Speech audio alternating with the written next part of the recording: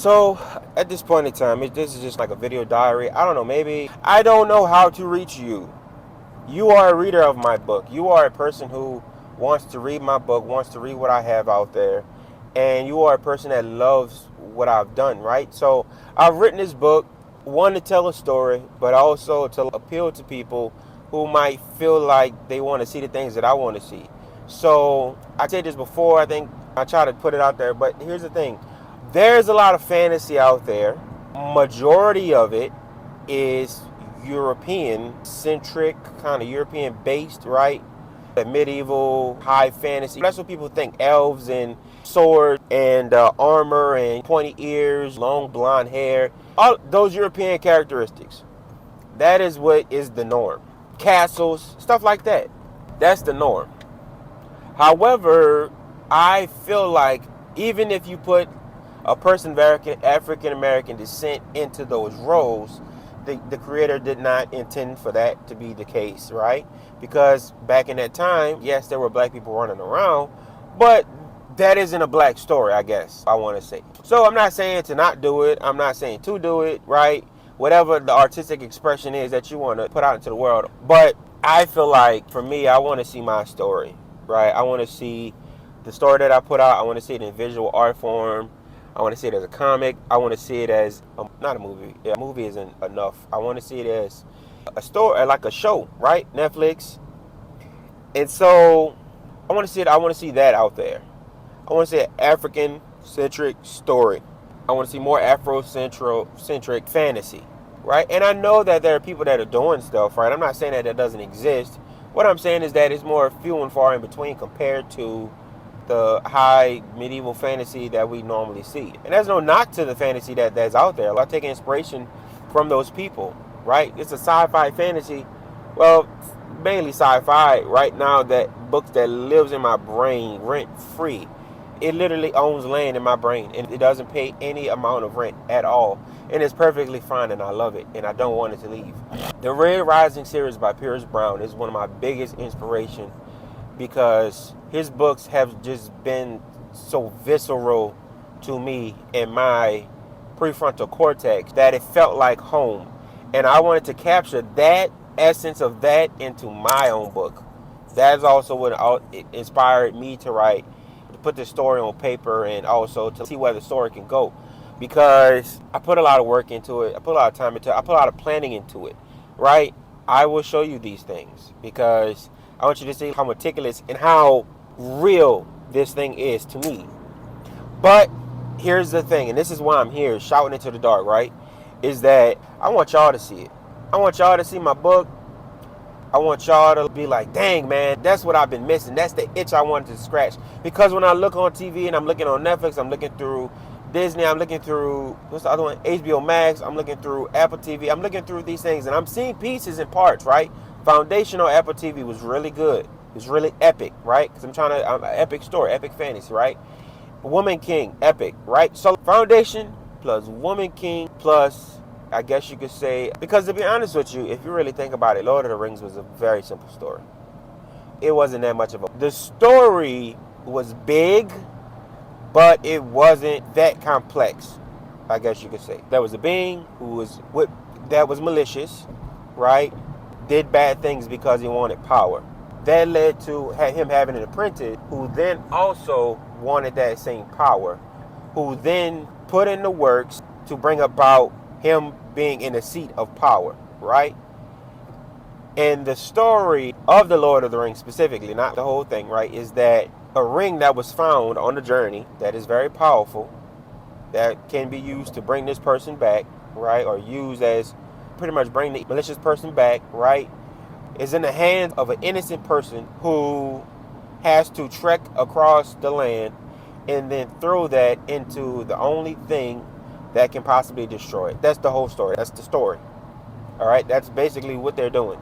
And so it's not really a complex story, but a lot of things happen, right? They get stopped along the way. They become a fellowship. There's people that join the journey. There's things that are absolutely happening in order to prevent the people from accomplishing their goals, but then at the same time help. So that's the story. And that's not really that complex to really think about. And It's not hard to plot. I think I've been bit by the same bug that J.R.R. Tolkien has been bit by too, right? Because his thing was, and the only reason why he wrote this book was because he made a language. He was a linguistic professor, he's a polyglot. He loved languages. That was really his thing. And so he wanted to put that into a place where people can see it and experience it, right? He wrote from his own experiences, what was going on at the time. So a lot of all of these things was thrown into that book subconsciously and consciously. But he was essentially a nerd. I am a nerd. You are a nerd. And so I wrote this book to trigger that in you. I want to see an epic story. I want to see a story that's as big, as epic, right? That has themes of things that you can relate to. I want to see this. I want to see magic swords. I want to see magic used to the point to where these people can destroy, right? They can overcome. They can destroy. They can use their magic to do things. These abilities, all right? I want to see that stuff. I want to see people. I want to see people in the high fantasy, epic fantasy, right? That are different than an elf or a dragon. There are no elves, there are no dragons in my book. Though that's one rule that I have. There might be, so I guess the idea of an elf, right? So the European idea of an elf. So blonde hair, blue eyes, I guess, or whatever color eyes they got. It don't always be blue eyes, green, whatever, right? These light color eyes. And then fair, light skin, and pointy ears. That idea of an elf, that's dead. That will never be in any of my books. I'm not saying I won't have characters that have other ethnicities or anything like that, but I'm just like, I'm not putting elves in my book or that idea of an elf, right? And then I'm also not dragons. I'm not doing dragons. As epic and as cool as they are, I love dragons, right? House of Dragon, all that stuff. I'm not doing dragons. I just feel like, I don't know, there are other forces of nature that can achieve the same thing that isn't a dragon. Because that's what dragons essentially are. They're a force of nature that the people in the high fantasy world feel like they can control, they can partner with, right? They can, or something feared, right? And so those things, dragons in fantasy always represent a force of nature, right? Does man work with nature? As in, what's the name? Iron Flame in that other book. I forgot the first one, but Iron Flame, right? So that's serious. So that's working with, right? Because they train dragons. And Tolkien, right? The Hobbit, the dragon, it represents a force of nature, right? They're working against the dragon. Well, the dragon, they're not working together, right? The dragon is on the opposite side, and he is a force of nature that if he wills it to destroy or to kill or to take, then that's what happens. And so dragons take those two things. Either they're mysterious off in the distance, or they're working with, right? Or they have some sort of sentience and society, and they're just viewed. They are the other thing. And so that's what elves serve the purpose of, as being the other thing, right?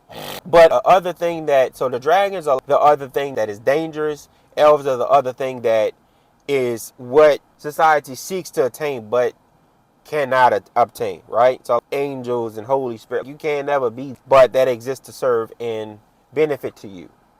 I want y'all to see my book. I want y'all to read my book. I want y'all to see my story, right? I want to inspire somebody else, right? I just want y'all to see it and be like, dang, man, this is the itch I've been scratching. I want somebody to watch that 20 times. I want it to have a fandom.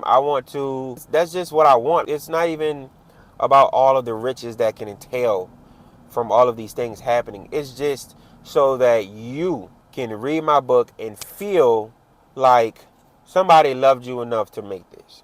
Somebody was thinking the same thing that I was thinking. Somebody sees the epicness that exists in the world and decided to craft that, to grab that lightning and put it into a bottle that I use, that I can partake in. You know what I'm saying?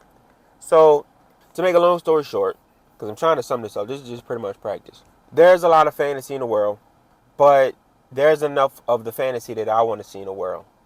And so I wrote a book